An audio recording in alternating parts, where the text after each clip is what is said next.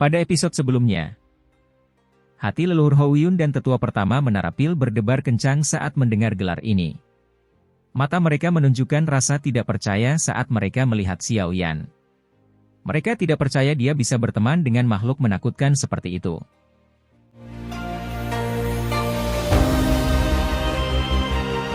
Eksistensi seperti Kaisar Naga dari suku Naga kuno adalah eksistensi yang sangat misterius di mata banyak orang. Tentu saja, bahkan anggota suku Naga kuno biasa pun menjadi legenda bagi sebagian orang. Lagi pula, suku Naga kuno jarang datang ke dataran tengah. Suku Naga Void kuno sama misterius dan kuatnya dengan klan kuno di hati banyak orang. Kaisar Naga di dalam sukunya adalah eksistensi seperti kepala klan dari klan Gu atau klan Hun. Pakar ini adalah seseorang yang bahkan orang sekuat leluhur Hou Yun dan tetua pertama Menara Pil belum pernah bertemu. Oleh karena itu, mereka tidak bisa menyembunyikan keterkejutan yang muncul di wajah mereka setelah mereka mendengar bahwa Xian sebenarnya adalah Kaisar Naga yang legendaris. Haha, tidak disangka Nona Xian memiliki identitas seperti itu. Diri tua ini memang sedikit buta saat itu. Yao Lao dikejutkan oleh kata-kata Xiao Yan. Dia baru pulih beberapa saat kemudian sebelum dia dengan sungguh-sungguh menangkupkan tangannya dan tertawa.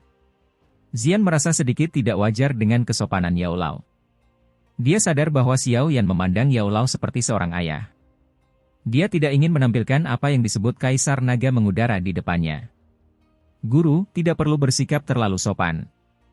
Anda cukup memperlakukannya seperti gadis kecil di masa lalu. Xiao Yan juga menyadari pikiran Xian. Dia tersenyum dan melanjutkan, karena guru telah memberikan saran ini sebelumnya, saya pikir Anda telah memilih aula cabang untuk diserang, bukan? Ekspresi aula menjadi sedikit muram saat kembali ke topik ini. Dia berkata, setelah memulai penyelidikan skala penuh terhadap aula jiwa, kami telah berhasil mengumpulkan banyak informasi. Aula jiwa memiliki banyak aula cabang di Central Plains. Ada 24 di antaranya yang lebih penting. Aula jiwa menyebutnya Aula Disha. Aula cabang tempat saya di penjara saat itu adalah salah satu Aula Disha ini. Aula Disha, Xiao Yan sedikit mengangguk. Ini adalah sesuatu yang belum pernah dia dengar. Di atas Aula Disha ada Aula Tiangang. Aula ini lebih penting daripada Aula jiwa, kata Yao Lao perlahan. Aula Tiangang terbagi menjadi langit, bumi, dan manusia. Aula surgawi adalah markas besar Aula jiwa. Saat ini kami tidak mengetahui lokasinya. Kali ini, target kami adalah main hall di antara Aula Tiangang. Main hall, Xiao Yan bergumam dan bertanya. Seperti apa kekuatan main hall? Aula bumi dikelola oleh wakil kepala aula sedangkan aula manusia dikelola oleh Tianzun pertama dan kedua. Tentu saja, kita tidak boleh menghilangkan kemungkinan bahwa aula jiwa telah memperkuat pertahanannya. Jawab Yao Lao. Tianzun ketiga itu mati di tanganku saat itu. Tianzun kedua, orang suci Guyu, hanyalah Ban Sheng tingkat tinggi. Aku tidak perlu takut padanya jika kita bertemu lagi. Sepertinya kita bisa menghancurkan main hall ini, Xiao Yan tersenyum tipis. Senyumannya agak gelap dan pekat. Dia benar-benar membenci aula jiwa.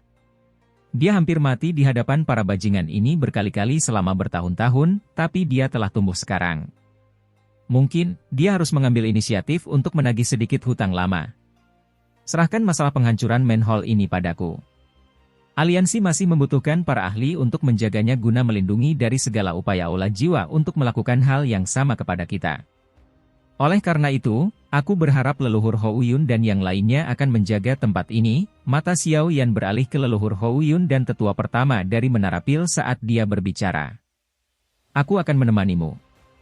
Lokasi main hall cukup rahasia. Akan sulit menemukannya meskipun seseorang memiliki peta. Yao Lao ragu-ragu sebelum menambahkan. Baiklah, Xiao Yan ragu-ragu setelah mendengar pernyataan Yao Lao sebelum mengangguk. Dia memiliki Xian, Dou Sheng bintang 4, di sampingnya. Tidak banyak ahli di dataran tengah yang bisa mengancam mereka. Bahkan kepala aula-aula jiwa tidak akan bisa dengan mudah mengalahkan Xian dan mengambil seluruh nyawa mereka. Kalau begitu, kalian semua harus istirahat selama beberapa hari. Setelah itu, kita akan menuju ke main hall. Yao Lao membelai janggutnya. Kilatan tajam melintas di matanya. Dia dan Xiao Yan harus bersembunyi ketika mereka dikejar oleh aula jiwa. Kini, mereka bertekad untuk berhenti bersembunyi. Bagaimana hati mereka bisa merasa nyaman jika tidak membalas dendam 100 kali lipat? Ayah. Xiao Yan memandang Xiao Xiao kecil, yang sedang melangkah di udara sambil dengan gembira berlari ke arahnya. Dia buru-buru melangkah maju dan memeluk sosok kecil yang datang terbang itu.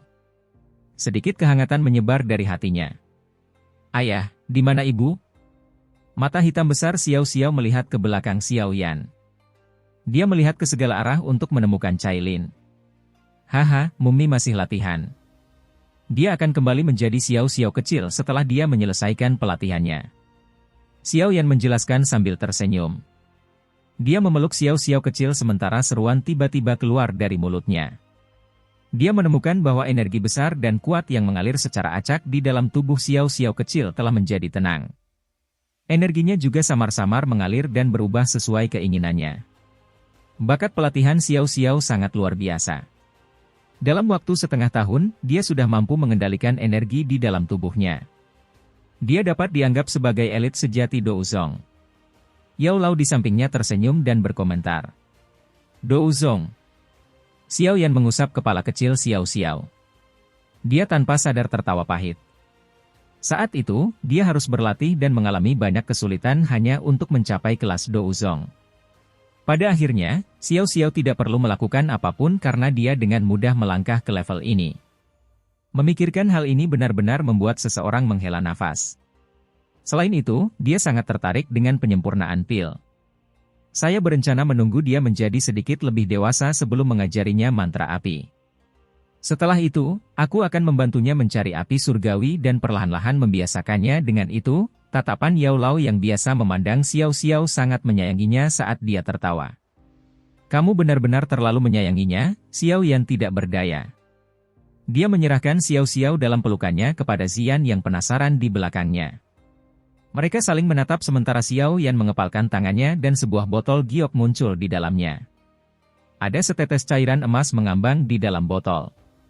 Riak yang sangat menakutkan samar-samar terpancar darinya.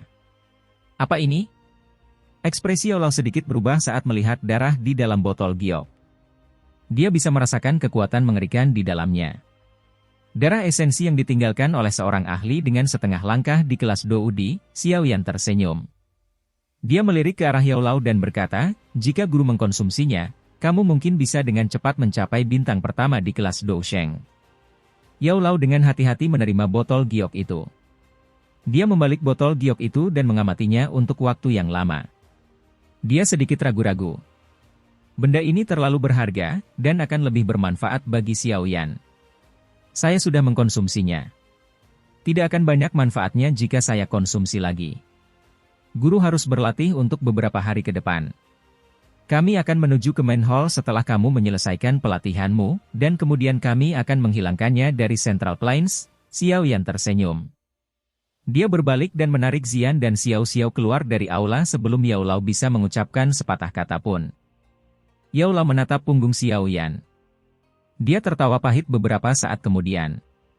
Setelah itu, dia mengepalkan botol giok di tangannya. Kehangatan memenuhi hatinya. Xiao Yan tetap berada di pavilion bintang jatuh beberapa hari berikutnya. Karena tidak melakukan apapun, dia mulai mewariskan beberapa keterampilan dounya kepada Xiao Xiao. Bakat mengejutkan yang dia tunjukkan menyebabkan Xiao Yan merasa sangat terkejut untuk pertama kalinya. Sepertinya hanya dia yang bisa digambarkan sebagai seorang jenius sejati. Gelar jenius mudanya di kota Wutan tidak signifikan jika dibandingkan dengan Xiao Xiao saat ini. Xiao Yan sangat menikmati perasaan menjadi seorang ayah selama 5 hari. Perasaan itu terkadang membuatnya merasa benar-benar dewasa. Dirinya saat ini bukan lagi pemuda yang ceroboh dan lembut seperti dulu. Sebaliknya, dia adalah eksistensi seperti raksasa sejati. Yao Lao yang sedang mundur akhirnya muncul di hadapan Xiao Yan pada hari ke-6. Aura Yao Lao yang meluap membuat Xiao Yan tahu bahwa dia telah menembus bintang pertama kelas Dousheng. Xiao Yan tidak terkejut dengan terobosan Yao Lao. Yao Lao memiliki dasar yang bagus. Dengan akumulasi kekuatannya dan darah esensi Iblis Sen, wajar baginya untuk mencapai bintang pertama kelas Dousheng. Kelompok Xiao Yan diam-diam menghilang dari pavilion bintang jatuh pada hari kedua setelah kelompok Yao Lao menerobos. Hanya sekelompok kecil eselon atas yang menyadari bahwa aliansi Istana Langit, sedang melakukan serangan balasan terhadap Aula Jiwa. Pegunungan pemakaman terletak di persimpangan antara wilayah barat dan selatan dataran tengah. Karena medannya, tempat ini mengandung aura berbahaya yang sangat pekat. Aura gelap itu bercampur dengan aroma mayat yang kaya karena sebagian besar orang dalam radius 500 km terkubur di tempat ini. Oleh karena itu, pegunungan pemakaman ini adalah pegunungan aneh yang dibangun dengan makam. Sulit untuk menemukan sosok manusia dalam keadaan normal. Tidak ada seorang pun yang mau tinggal di tempat yang diselimuti aura hantu. Astaga! Suara derasnya angin tiba-tiba muncul di langit tenang pegunungan pemakaman. Sinar cahaya melintas di atas ketika beberapa sosok muncul dalam sekejap di puncak gunung jauh di dalam pegunungan. Mata mereka tertuju pada bagian terdalam pegunungan. Ada distorsi dalam ruang yang tersembunyi di balik pohon besar berwarna abu-abu. Aula manusia di Aula Tiangang berada di bagian terdalam dari pegunungan pemakaman. Namun, mereka menempatkan penghalang spasial di sini. Mereka akan mendeteksinya saat seseorang masuk. Yao La menunjuk ke wilayah yang dalam sambil menjelaskan. Xiao Yan sedikit mengangguk. Dia melirik Xian. Dia tersenyum dan dengan lembut melambaikan lengan bajunya. Ruang di sekitar distorsi tiba-tiba berfluktuasi sebelum berubah menjadi penghalang spasial besar yang menutupi seluruh area. Kali ini, tidak perlu meninggalkan satupun yang selamat. Xiao Yan sedikit mengangkat kepalanya. Ekspresi padat muncul di wajahnya. Aula Jiwa, balas dendam ini akhirnya terjadi lebih dari 1 dekade kemudian. Ini belum terlambat, bukan? Di balik ruang yang agak terdistorsi ada sebidang tanah hitam yang sangat luas. Beberapa warna putih pekat kadang-kadang merusak permukaan tanah. Itu adalah tulang patah yang menunjukkan rasa dingin yang aneh. Di tengah area luas ini berdiri sebuah aula hitam yang tenang. Itu tampak seperti binatang buas purba yang merayap di tanah. Perasaan yang sangat gelap dan menakutkan perlahan berfluktuasi di ruang tertutup ini. Ada rantai hitam yang tak terhitung jumlahnya, sangat besar, dan kasar yang membentang dari aula hitam besar. Rantai ini dimasukkan jauh ke dalam tanah. Ada sekelompok kabut hitam yang menempel di rantai ini. Kabut itu samar-samar membentuk bentuk manusia. Beberapa kilo kadang-kadang berkedip di rantai. Akhirnya, mereka menyerbu ke dalam kabut hitam dan menyebabkan kabut hitam itu tampak seolah-olah memiliki bentuk. Seluruh area ini tampak sangat sepi. Suasana aneh menyelimutinya, membuat orang merinding. Menabrak. Keheningan seperti itu berlanjut selama jangka waktu yang tidak diketahui sebelum 10 kelompok kabut hitam muncul dari rantai. Kabut hitam menyusut sebelum berubah menjadi 10 sosok manusia yang tampak dingin. Orang-orang ini saling bertukar pandang sebelum mereka pindah dan berkumpul. Ayo pergi. Sudah waktunya bagi kita untuk melaksanakan misi kita. Mudah-mudahan, kali ini kita bisa membawa kembali cukup banyak jiwa. Sesosok manusia, yang tampaknya adalah pemimpin kelompok ini, berbicara dengan suara serak.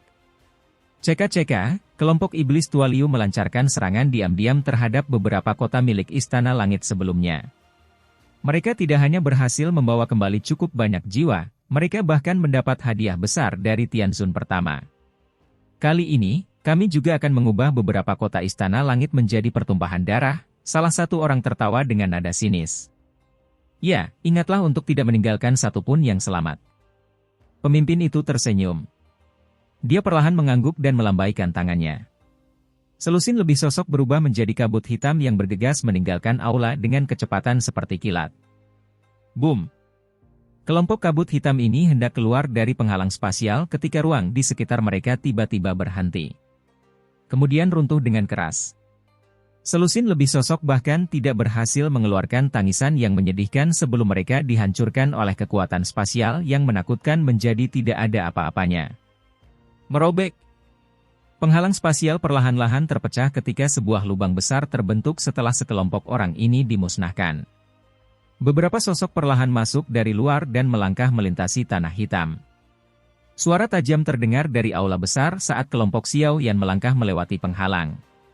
Kabut hitam di atas rantai itu memperlihatkan banyak pasang mata jahat yang mengamati kelompok Xiao Yan. Beraninya kamu menerobos masuk ke wilayah aula jiwaku. Kamu meminta untuk mati. Tangisan keras seram tiba-tiba memecah kesunyian. Banyak sosok manusia berdiri dari rantai. Tanpa menunggu instruksi apapun, mereka berubah menjadi cahaya hitam yang disertai angin gelap saat mereka menyerang kelompok Xiao Yan dari segala arah. Sekelompok umpan meriam sepertinya berlarian dengan gembira. Xiao Yan tersenyum setelah melihat mereka menyerang ke depan. Dia melebarkan mulutnya sebelum lautan api panas keluar dari mulutnya. Semua sosok hitam yang masuk dalam jarak 100 kaki dari lautan api akan menghilang setelah 3 tarikan napas. Orang-orang yang lebih lemah itu bahkan tidak berhasil mengeluarkan jeritan yang menyedihkan. Lautan api menyebar.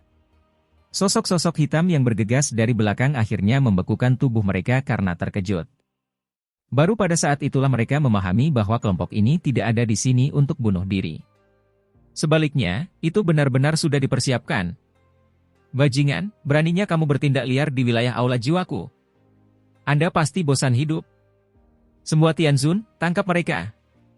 Teriakan yang familiar tiba-tiba terdengar dari aula saat lautan api menyebar ke seluruh langit. Segera, selusin lebih sosok bergegas keluar dari aula dengan kecepatan seperti kilat. Akhirnya, mereka melayang di cakrawala. Mata mereka gelap saat mereka melihat kelompok Xiao Yan di balik lautan api. Haha, kamu benar-benar berani mengeluarkan douzun belaka? Hantu tua Guyu, lebih baik kamu melangkah maju secara pribadi. Xiao Yan tertawa keras. Tawanya bagaikan guntur yang bergemuruh dan menyebar ke seluruh aula. Dia mengambil langkah ke depan sambil tertawa dan melangkah melintasi lautan api selebar 1000 kaki. Dia muncul di udara sementara tangannya mengarah ke sekelompok Tianzun aula jiwa sebelum tiba-tiba mengepalkannya. Ruangan menjadi hening saat tangannya terkepal lagi. Boom! Setelah Xiao Yan mengepalkan tangannya, tubuh selusin ditambah Tianzun meledak menjadi genangan darah. Bahkan jiwa mereka telah hancur oleh tekanan spasial yang mengerikan itu. Dengan kekuatan Dousheng bintang 2 Xiao Yan saat ini, mustahil bagi beberapa ahli Douzun untuk menghalanginya bahkan sedikit pun. Hah? Api jantung laut? Xiao Yan tiba-tiba berseru setelah dia mengepalkan tangannya. Ada sesosok tubuh yang tersisa di ruang yang runtuh itu. Terlebih lagi, orang ini mengandung api biru-biru. Xiao Yan melirik dan mengenali asal mula nyala api ini. Kamu adalah orang tua, Mugu. Senyuman menggoda muncul di wajah Xiao Yan. Dia melambaikan tangannya dan kekuatan tak kasat mata menarik sosok manusia itu. Dia melemparkan telapak tangannya dan menghancurkan api biru yang menempel pada sosok itu. Sosok familiar muncul dari dalam. Anehnya, sosok itu adalah milik lelaki tua Mugu, yang berulang kali menemukan masalah dengan Xiao Yan saat itu dan hampir merebut tempat juara pil gathering. Xiao Yan. Hati Xiao Yan terkejut. Sebaliknya, lelaki tua Mugu terkejut sampai-sampai dia merasakan dorongan untuk mengompol. Sejak dia gagal merebut 3000 api membakar, dia dikirim ke Main Hall. Dia telah mengumpulkan jiwa-jiwa dari luar Central Plain selama periode waktu ini. Meskipun dia kadang-kadang mendengar tentang kekuatan Xiao Yan yang melonjak selama periode waktu ini, dia tidak menyelidiki informasi lebih lanjut. Setelah bertemu Xiao Yan lagi, dia akhirnya mengerti bahwa apa yang disebut kekuatan melonjak jauh lebih menakutkan. Dousheng, kamu sebenarnya sudah maju ke kelas Dousheng. Orang tua Mugu memandangi wajah muda itu dan merasakan suaranya bergetar. Dalam beberapa tahun yang singkat, anggota generasi muda itu, yang hanya bisa melarikan diri ketika dikejar olehnya, telah menjadi sekuat ini. Haha, sudah bertahun-tahun sejak aku bertemu denganmu dan aku merasa menyesal. Api hati laut juga merupakan api surgawi. Sungguh menyia-nyiakan sumber daya alam jika dibiarkan begitu saja. Karena aku telah bertemu denganmu lagi, tolong serahkan. Xiao Yan tertawa tanpa bersikap sopan. Tangannya di kepala orang tua Mugu. Kekuatan hisap yang aneh muncul dari tangannya. Dia sebenarnya bermaksud menarik paksa api jantung laut dari tubuh lelaki Mugu tua. Xiao Yan, kamu berani menerobos masuk ke aula jiwaku? Kamu benar-benar masuk neraka untuk mencari kematian? Raungan marah terdengar dari aula sementara Xiao Yan berencana untuk secara paksa mengekstraksi api jantung laut. Sesosok hitam bergegas maju. Rantai hitam pekat setinggi 1000 kaki menembus udara seperti naga hitam beracun saat ia bergegas menuju Xiao Yan. Ban Sheng saja yang berani mempermalukan dirinya sendiri? Hantu tua Guyu, kamu benar-benar menganggap dirimu terlalu tinggi. Xiao Yan menggelengkan kepalanya sedikit saat rantai itu datang. Dia menjentikan jarinya dan ledakan sonik rendah terbentuk darinya. Rantai besar itu sepertinya mendapat pukulan keras saat tiba-tiba ditarik kembali. Akhirnya bertabrakan dengan aula besar. Keluar! Xiao Yan menepis serangan Shen Guyu dengan jarinya. Dia meraih dengan tangannya dan sekelompok api biru dengan paksa dikeluarkan dari tubuh lelaki tua Mugu. Auranya juga menjadi sedikit lebih lemah saat ini. Jelas sekali, dia telah menerima pukulan fatal. Xiao Yan, aku akan bertarung habis-habisan denganmu. Mata orang tua Mugu berubah menjadi merah darah setelah api jantung laut dihilangkan dengan paksa. Tubuhnya mulai membengkak. Dia jelas bermaksud menghancurkan dirinya sendiri. Saat ini kamu bahkan tidak memiliki kualifikasi untuk menghancurkan diri sendiri di hadapanku. Xiao Yan meliriknya dengan ekspresi dingin dan acuh tak acuh. Dia secara acak melambaikan tangannya. Gelombang angin yang sangat menakutkan menghantam lelaki tua Mugu sebelum menghancurkan tubuhnya menjadi kabut berdarah pada saat berikutnya. Aula jiwa Zunze ini, yang telah mengubah Xiao Yan menjadi keadaan menyedihkan saat itu, bahkan tidak diberi kesempatan untuk menghancurkan dirinya sendiri pada saat ini. Xiao Yan melirik api jantung laut di tangannya setelah menghancurkan tubuh lelaki tua Mugu. Dia membuka mulutnya dan menelan api. Dengan kekuatannya saat ini, menelan api jantung laut tidak lagi menghasilkan peningkatan kekuatan, tetapi api teratai Buddha marah harus dilepaskan. Meskipun api pengubah kehidupan sangat kuat, itu tetaplah api surgawi palsu. Hanya setelah memiliki api jantung laut ini barulah Xiao Yan dapat benar-benar melepaskan teratai api pemusnahan 5 warna. Xiao Yan, tempat ini pasti akan menjadi tempat kamu mati hari ini. Shen Guyu melintas dan muncul di udara setelah Xiao Yan menelan api jantung laut. Dia berteriak dengan suara gelap dan padat pada saat bersamaan. Saya minta maaf. Aku berencana mengubah tempat ini menjadi pertumpahan darah hari ini. Xiao Yan mengangkat kepalanya dan tersenyum pada Shen Guyu. Xian telah mengganggu fluktuasi spasial yang terjadi di tempat ini. Bahkan jika orang-orang ini memiliki batu giok spasial untuk memanggil ahli dari klan Hun, mereka tidak akan bisa menggunakannya. Karena anak muda sepertimu? Shen Guyu akhirnya tertawa dalam kemarahan yang luar biasa setelah mendengar kata-kata itu. Xiao Yan adalah orang pertama dalam beberapa tahun yang berani menyebutkan mengubah aula jiwa menjadi pertumpahan darah. Tentu saja, aku sadar bahwa bukan kamu yang bertanggung jawab di sini. Xiao Yan mengabaikan Shen Guyu.